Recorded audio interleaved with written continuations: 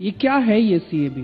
कानून आपने विरोध किया जिसमें पड़ोसी देशों से जो शरणार्थी जो वहां धार्मिक वजहों से प्रताड़ित हैं उनको नागरिकता का रास्ता खुलेगा। इसमें क्या कौन से देश? पाकिस्तान है, बांग्लादेश है, अफगानिस्तान है। वहां से किस किस को कह रहे हैं आएंगे लोग? धार्मिक रूप से जो प्रताड़ित हैं। कौन से धर्म के? वहां पे तो देश के मेजॉरिटी धर्म तो इस्लाम है, तो बाकी जो धर्म है, हिंदू हैं, बौद्ध हैं, क्रिश्चियन हैं, उनको बुला रहे हैं जी।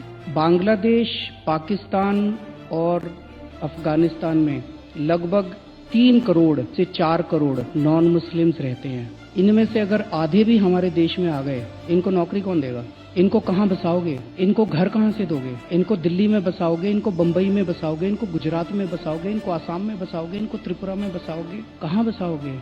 आज हमारे देश में हमारे बच्चों को नौकरी नहीं मिल रही, चारों तरफ बेरोजगारी का माहौल है। हमारा पहला मकसद तो अपने बच्चों को नौकरी देना होना चाहिए। हम उनको नौकरी देने की बात कर रहे हैं, पाकिस्तानियों को और अफगानिस्तानियों को और बांग्लादेशियों को नौकरी देने की चिंता कर रहे हैं। अपने बच्चों को तो नौकरी देने पहले। दूसरा, मैं आपसे प्रश्न पूछना चाहता हूँ, वहां से जो लोग आएंगे उनके पास डॉक्यूमेंट्स नहीं होंगे, तो वो डॉक्यूमेंट्स कौन बनाएगा? उनको कैसे होगा? उसी का तो रास्ता खुलेगा। भारत सरकार देगी उनको डॉक्यूमेंट्स, ऐसा आप बता रहे हैं। तो जो पाकिस्तान से और बांग्लादेश से आएंगे उनके लिए भारत सरकार डॉक्यूमेंट बनाएगी, और हमारे देश में एनआरसी होगा। एनआरसी में जिसके डॉक्यूमेंट्स नहीं होंगे उसका क्या होगा? वो एनआरसी से बाहर होंगे, वो देश से बाहर होंगे। तो जो पाकिस्तान से आएंगे उनके डॉक्यूमेंट्स भारत सरकार बनाएगी, जो और अपने देश के लोगों के पास डॉक्यूमेंट्स नहीं होंगे उनको देश से बाहर निकालेंगे। यही है,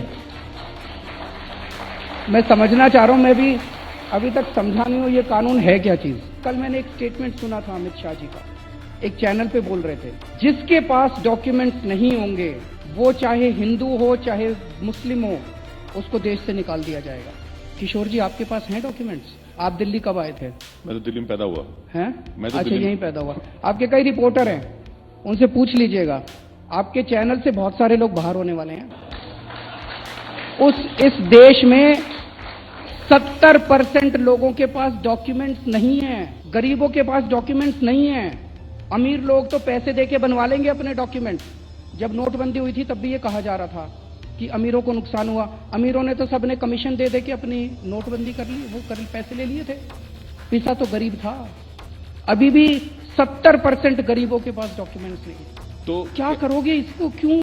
मेरा अपना सुझाव है केंद्र सरकार को सुझाव है कि बहुत गंदा कानून है, पता नहीं क्यों लाए थे, सारा देश में आग लगी हुई है। इस कानून को वापस ले लें और सारे मुख्यमंत्रियों की, सारी पार्टियों की मीटिंग बुला के देश में नौकरी कैसे देनी है, महंगाई कैसे दूर करनी है, आर्थिक मंदी कैसे दूर करनी है, फैक्ट्रियां कैसे दोबारा चालू करानी है, इस पे चर्चा होनी चाहिए।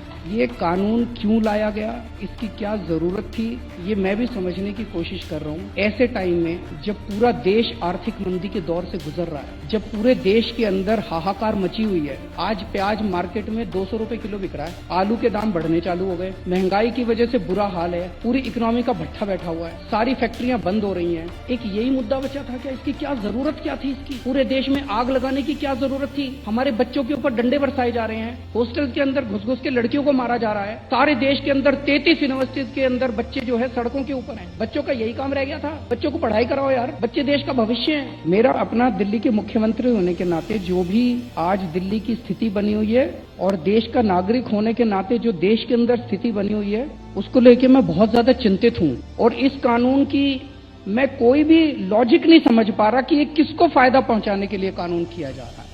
अभी तक तो यही निकल के आ रहा है कि पाकिस्तानियों और बांग्लादेशियों को फायदा पहुंचाने के लिए कानून बनाया गया।